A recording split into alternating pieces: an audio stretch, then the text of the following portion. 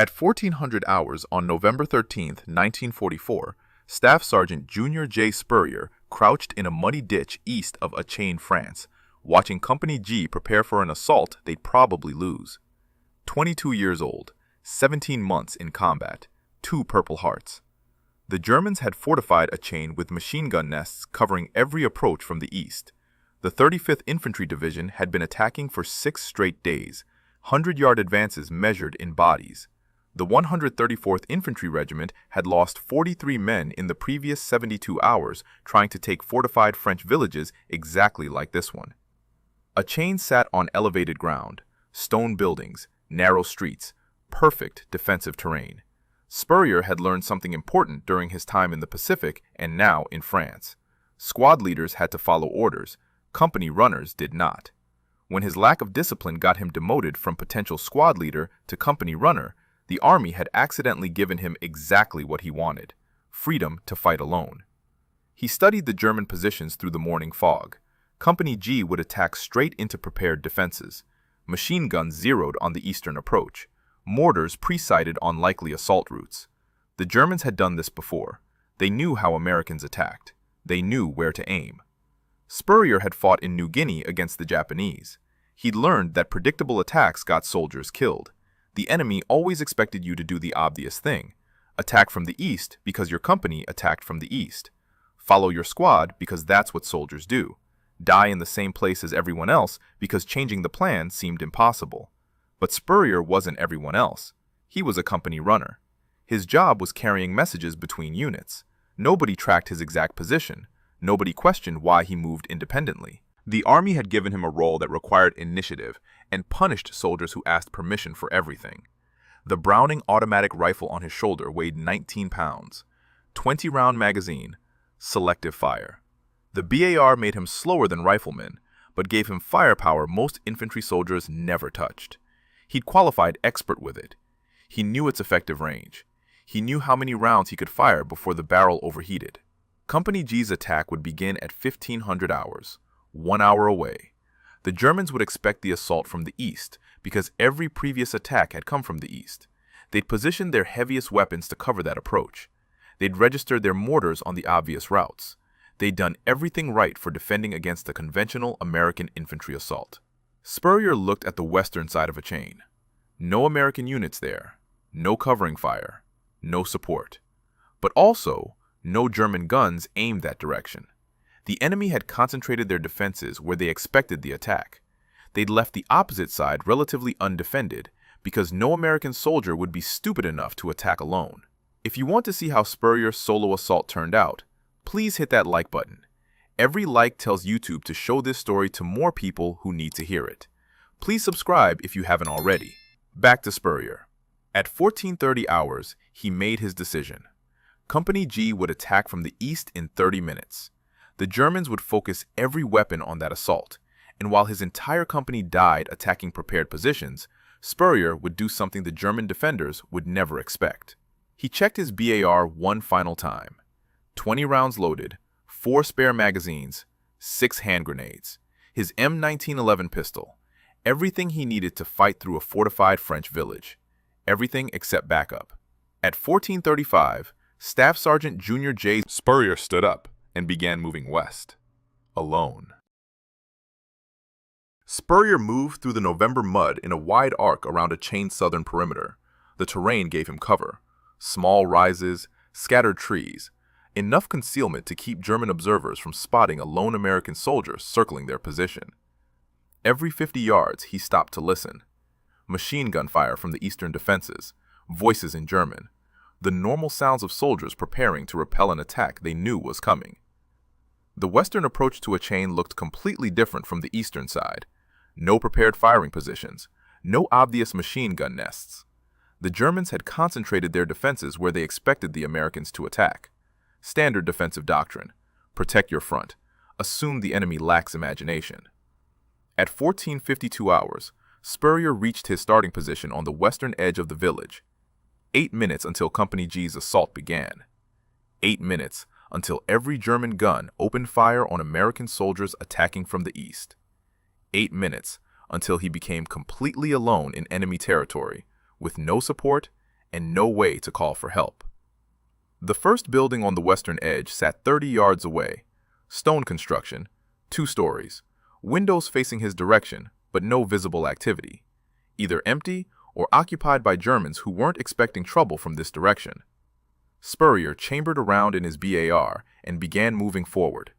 At 14:59 hours, he heard Company G's attack begin. Artillery preparation, then rifle fire, then the distinct sound of German machine guns opening up on American positions. Every defender in Achain shifted their attention east. Nobody watched the west. Spurrier covered the final 20 yards to the first building. He reached the door at precisely 1500 hours, while the battle on the eastern side reached full intensity. The door wasn't locked. He pushed it open and stepped inside. 3 German soldiers stood near the eastern windows, watching the battle. Rifles ready, but not aimed at anything immediate. They were facing away from Spurrier. They had no idea an American had just entered their building from the direction nobody defended. The BAR fired on automatic. 19 pounds of weapon. 20 rounds cycled through in under 3 seconds.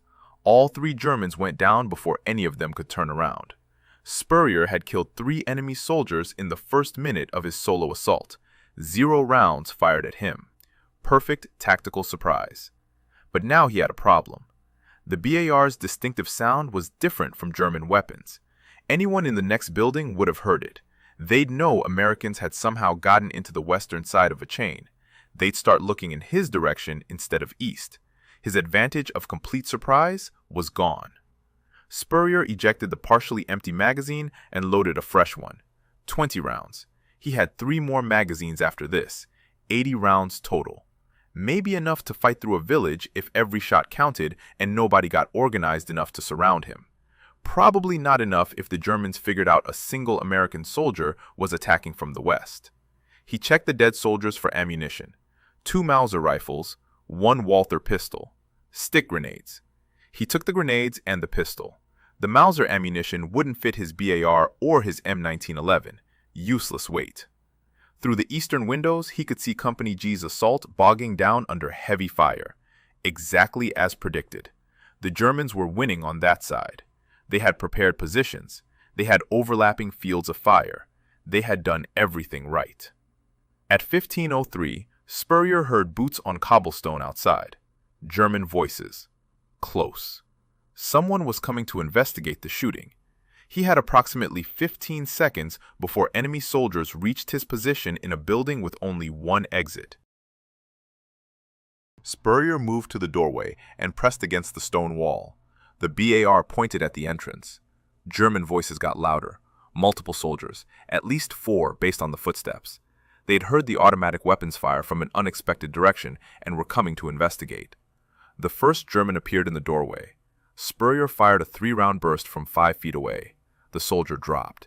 The second German started to raise his rifle. Another burst. The third and fourth soldiers outside scattered for cover. Spurrier had maybe 10 seconds before they recovered from the shock and started returning effective fire. He grabbed 2 stick grenades from the dead soldiers and moved to the window. The 2 surviving Germans had taken cover behind a low stone wall 15 yards away. Good tactical decision. Poor timing. Spurrier pulled the cord on the first grenade and threw it. 4-second fuse. The explosion killed 1 German and wounded the other badly enough that he stopped being a threat.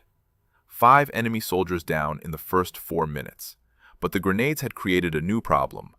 Everyone in Achain now knew Americans were attacking from the west. The tactical surprise that made this possible was completely gone.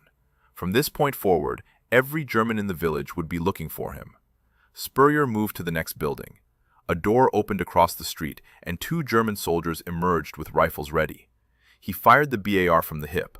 Both went down. 7 enemy soldiers eliminated. The BAR's magazine clicked empty. He loaded his third magazine. 40 rounds remaining. 2 magazines left after this one. The street ahead curved toward the center of Achain. Stone buildings on both sides. Perfect ambush terrain. Every doorway could hide enemy soldiers. Every window could contain a sniper. Every corner could conceal a machine gun position. Spurrier had no squad to cover him. No supporting fire. No way to call for backup if he got pinned down. At 15:09, he reached the curve in the street. A German machine gun position occupied the next intersection. 3 soldiers manning an MG-42. They were facing east toward Company G's assault. Their backs were to Spurrier.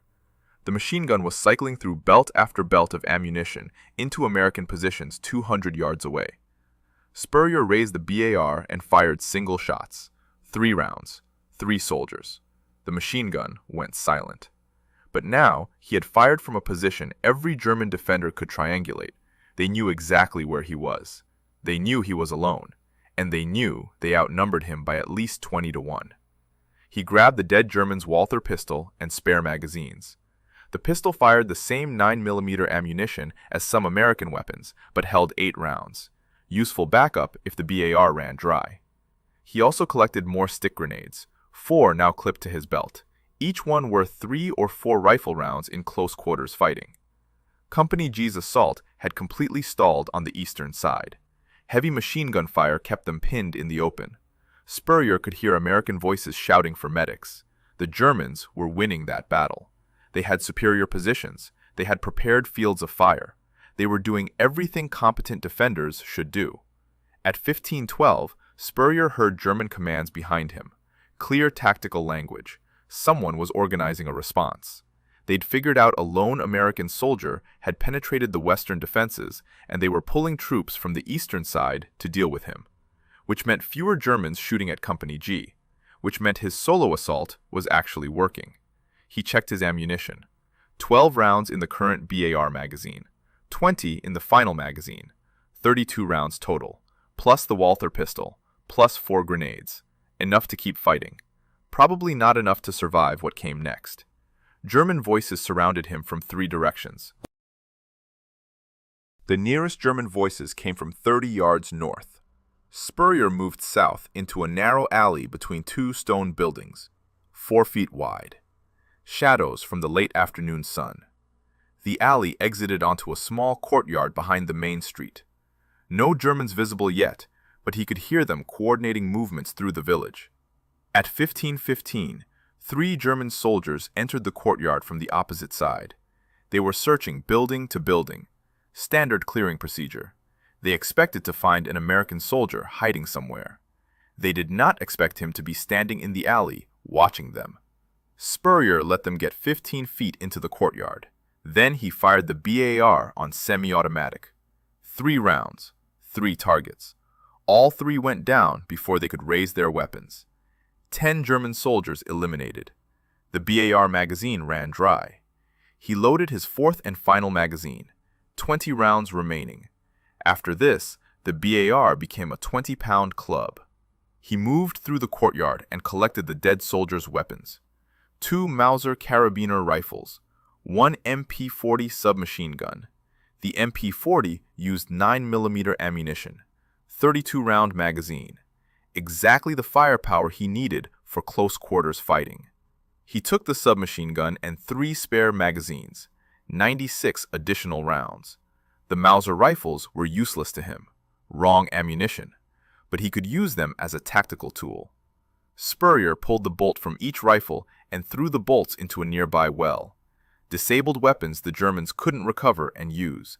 Small details that degraded enemy capability. At 15:21, he heard Company G's assault intensifying on the eastern side. More rifle fire, more grenades. The Americans were pushing harder now that German defenders had pulled troops west to deal with Spurrier. His solo attack was creating exactly the diversion Company G needed. Fewer Germans shooting at them meant better odds of breaking through. Spurrier advanced toward the center of Achain. The village was larger than it looked from outside, maybe 40 buildings, stone construction throughout, the kind of medieval French architecture that created natural fortifications, narrow streets, limited sight lines. Defenders could hold positions like this for days against conventional assaults. A German officer appeared around the corner 20 yards ahead.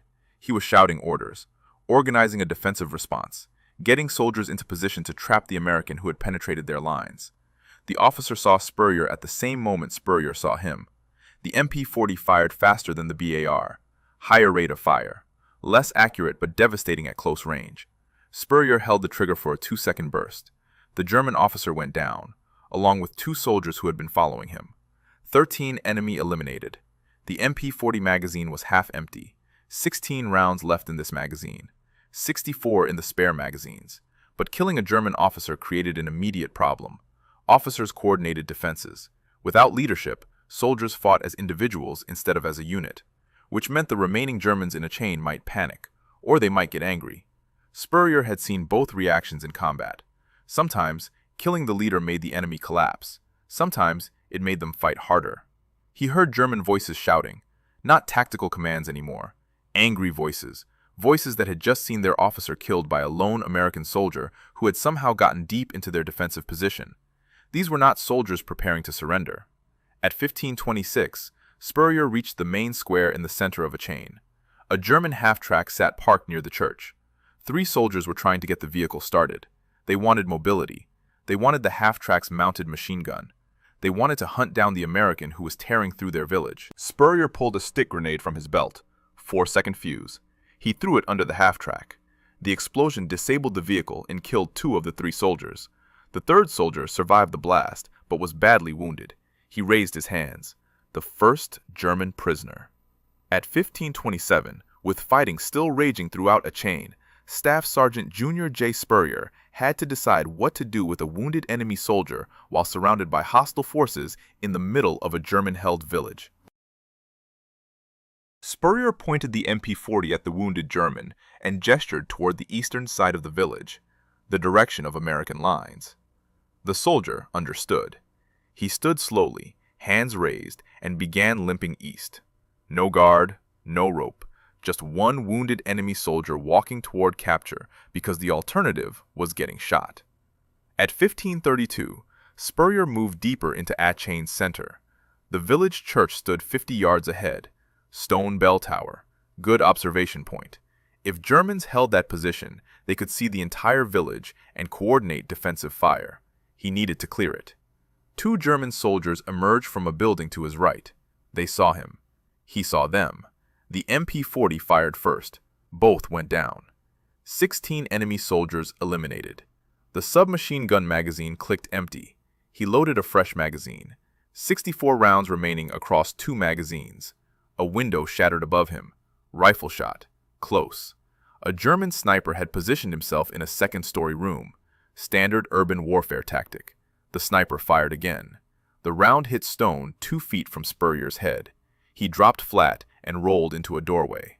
The sniper had good position and good angles. Spurrier couldn't advance without exposing himself to fire. He couldn't retreat without the sniper tracking him down the street. He needed to eliminate this threat immediately or get pinned until other Germans surrounded his position. Spurrier pulled a stick grenade. The sniper was 1 floor up, maybe 20 feet of vertical distance. A grenade thrown through that window would have maybe a 50-50 chance of landing close enough to kill or wound the shooter. But throwing meant exposing his position for 3 full seconds, long enough for the sniper to put a round through his chest. He threw from a crouch, exposed for 2 seconds. The grenade went through the window. The sniper fired once. The round hit the doorframe 6 inches from Spurrier's shoulder. Then the grenade detonated. The shooting from the 2nd floor stopped. 17 eliminated.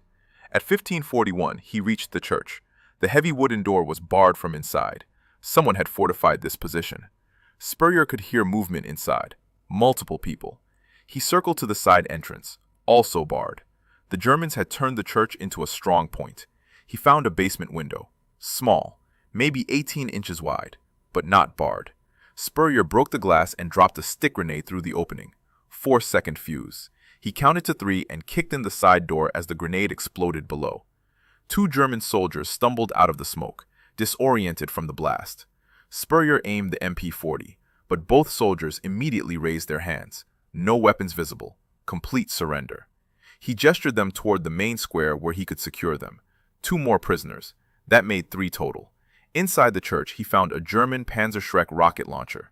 The weapon looked like the American bazooka, but fired a larger projectile. 1 rocket remained loaded.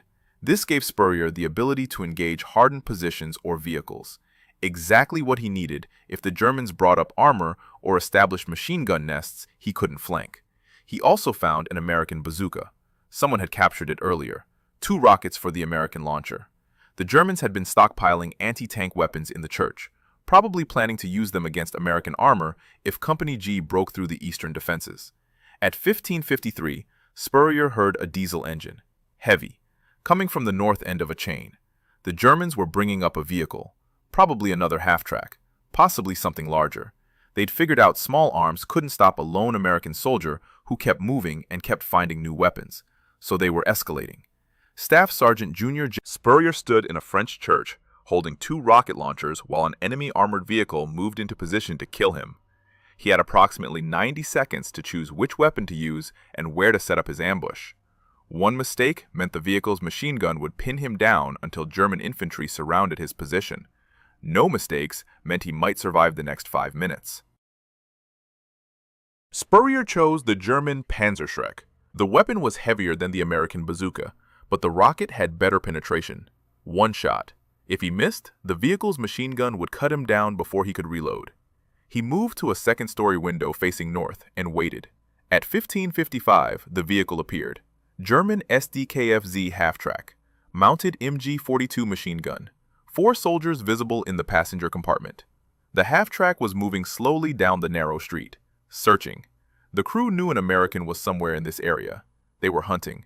Spurrier aimed at the vehicle's engine compartment. Center mass, 50 yards. The Panzerschreck kicked hard when he fired. The rocket hit exactly where he'd aimed. The half-track's engine exploded. The vehicle stopped dead in the street. 2 German soldiers jumped out, both wounded from the blast. Spurrier picked up the MP-40 and fired controlled bursts.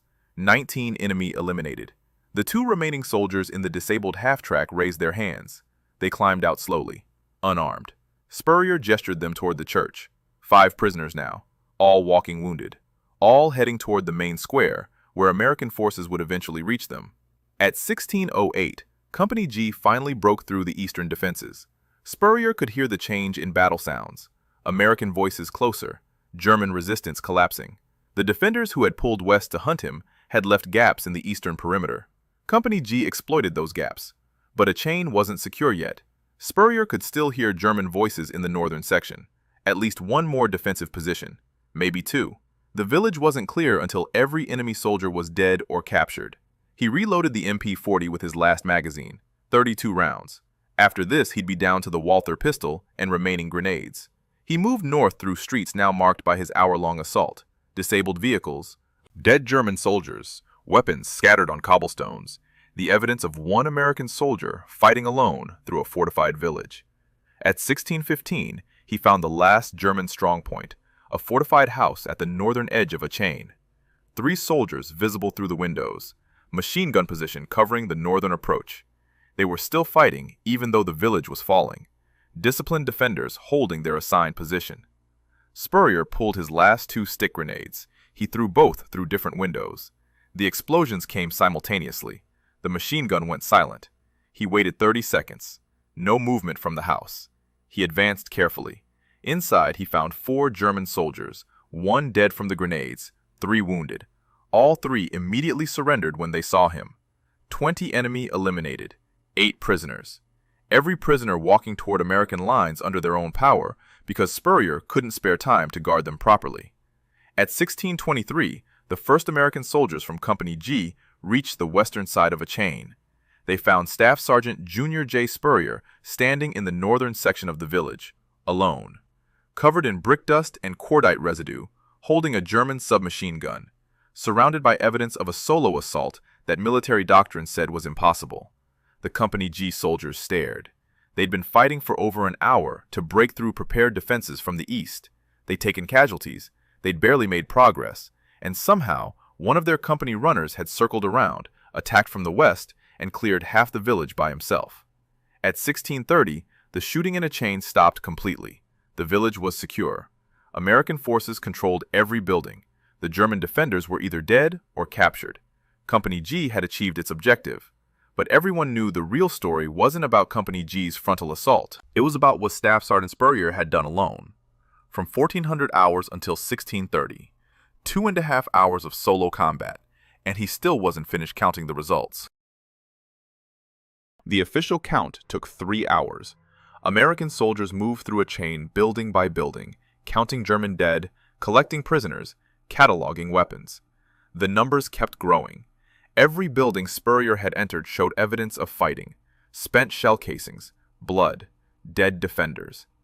At 1900 hours, the battalion intelligence officer completed his assessment. 1 German officer killed, 24 enlisted soldiers killed, 2 German officers captured, 2 enlisted soldiers captured, all confirmed through unit records and prisoner interrogation. 25 enemy eliminated, 4 taken prisoner, by 1 American soldier, fighting alone, for 2.5 hours. The intelligence officer asked Spurrier to walk him through the assault, show him the route, explain the tactics. Spurrier pointed to the western approach, explained how he'd circled while Company G attacked from the east, described the first building, the 3 Germans at the windows, the BAR on automatic. He showed where he'd taken the German submachine gun, where he'd found the rocket launchers in the church, where he'd destroyed the half-track with the Panzerschreck. Every position, every decision, every moment where choosing wrong would have meant death. The intelligence officer kept asking the same question. Why did you attack alone? Why didn't you wait for support? Why risk a solo assault on a fortified village? Spurrier's answer was simple. Company G was dying on the eastern approach. Someone needed to change the tactical situation. He was a company runner. He could move independently. So he did. That night, word of the Achain assault spread through the 35th Infantry Division. Soldiers started calling him the one-man army, not as a joke, as a statement of fact. One soldier had done what entire platoons struggled to accomplish. He'd cleared a fortified German village through individual initiative and absolutely fearless aggression. This wasn't Spurrier's first exceptional combat action. 2 months earlier, on September 16th, near Les Saint-Christophe, he'd earned the Distinguished Service Cross. He'd mounted a tank destroyer under heavy fire, used the 50 caliber machine gun to suppress German positions, killed over 12 enemy soldiers, captured 22 prisoners, then personally destroyed 2 bunkers with grenades and rifle fire. The army had a soldier who repeatedly performed actions that seemed impossible, who fought better alone than most men fought with full squad support, who turned suicidal tactical situations into victories through sheer aggression and refusal to accept conventional limitations. At 2200 hours on November 13th, Battalion Command began drafting the recommendation for the Medal of Honor. The citation would describe the attack on Achain, the solo assault from the west, the 2.5 hours of continuous combat, the 25 enemy killed, the 4 captured, all accomplished by 1 staff sergeant with a Browning automatic rifle and enough tactical sense to exploit German defensive assumptions. The medal wouldn't be presented until March 6, 1945. General William H. Simpson, commander of the 9th United States Army, would pin it on Spurrier's uniform during a ceremony in front of the entire division. But everyone in the 35th Infantry already knew. Spurrier had done something that would be studied in military academies for decades. A solo attack on a fortified position that succeeded through surprise, aggression, and complete disregard for personal safety. He would receive a 2nd Purple Heart during the Battle of the Bulge 1 month later. He would continue fighting with the 35th Division through Germany. He would survive the war. But November 13, 1944, in Achain, France, would remain his most famous action. The day 1 American soldier attacked an entire German-held village alone, and won. But the official Medal of Honor citation couldn't capture what really happened in those 2.5 hours. The tactical decisions made in seconds, the improvisation with captured weapons, the absolute refusal to retreat even when surrounded. Those details belonged to Spurrier alone, and he rarely talked about them. The Medal of Honor citation used careful military language, conspicuous gallantry, intrepidity at risk of life, actions above and beyond the call of duty. But the words couldn't capture the reality of what Spurrier had done. 1 soldier, 1 village, 2.5 hours that changed how the Army understood individual initiative in combat. When Spurrier returned home to Bluefield, West Virginia after the war, 30,000 people lined the streets. The entire town turned out to honor their Medal of Honor recipient, the kid who'd quit school in 7th grade to help his family, the soldier who'd filled out his enlistment paperwork wrong and became Junior J. Spurrier instead of James the First Spurrier Jr., the man who'd proven that tactical doctrine had limits and individual soldiers could exceed them. But peacetime was harder than combat for Spurrier. The discipline that never quite fit him in the Army became impossible in civilian life. The aggression that made him unstoppable in Achain had no productive outlet in West Virginia. He struggled. He tried business. He tried professional baseball. Nothing worked the way solo combat had worked. He re-enlisted in 1947. The Army promoted him to technical sergeant and assigned him to recruiting duty. But the alcohol problems that had caused discipline issues during the war got worse. By 1950, the Army had demoted him to private. During the Korean War, he deserted his post. The Army gave him an honorable discharge in 1951 rather than court-martial a Medal of Honor recipient. Spurrier lived another 33 years. He had run-ins with law enforcement. He served jail time. At one point, he pawned his Medal of Honor to cover a bar tab. The medal disappeared. People assumed it was lost forever. The decorated war hero became another veteran struggling with demons that combat had created and civilian life couldn't heal. He died on February 25, 1984. 61 years old. His Medal of Honor was still missing. His other awards were gone. The physical evidence of what he'd accomplished in Achain seemed to have vanished with him. But in November 2011, a police officer found Spurrier's medals in his late father's safe. The Medal of Honor, the Distinguished Service Cross, the Purple Hearts, everything. On December 2, 2011, the military presented these medals to Spurrier's two surviving sisters in a ceremony that finally gave his family the recognition he'd earned 67 years earlier. Staff Sergeant Junior J. Spurrier remains the only soldier from the 134th Infantry Regiment to receive the Medal of Honor in World War II.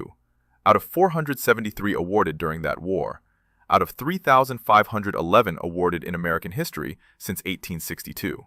His solo assault on Achain stands as one of the most audacious individual actions in American military history. If this story moved you the way it moved us, do me a favor. Hit that like button. Every single like tells YouTube to show this story to more people. Hit subscribe and turn on notifications. We're rescuing forgotten stories from dusty archives every single day. Stories about soldiers who fought entire villages alone with captured weapons and absolute courage. Real people, real heroism. Drop a comment right now and tell us where you're watching from. Are you watching from the United States, United Kingdom, Canada, Australia? Our community stretches across the entire world. You're not just a viewer, you're part of keeping these memories alive. Tell us your location. Tell us if someone in your family served. Just let us know you're here. Thank you for watching. And thank you for making sure Junior J. Spurrier doesn't disappear into silence. These men deserve to be remembered, and you're helping make that happen.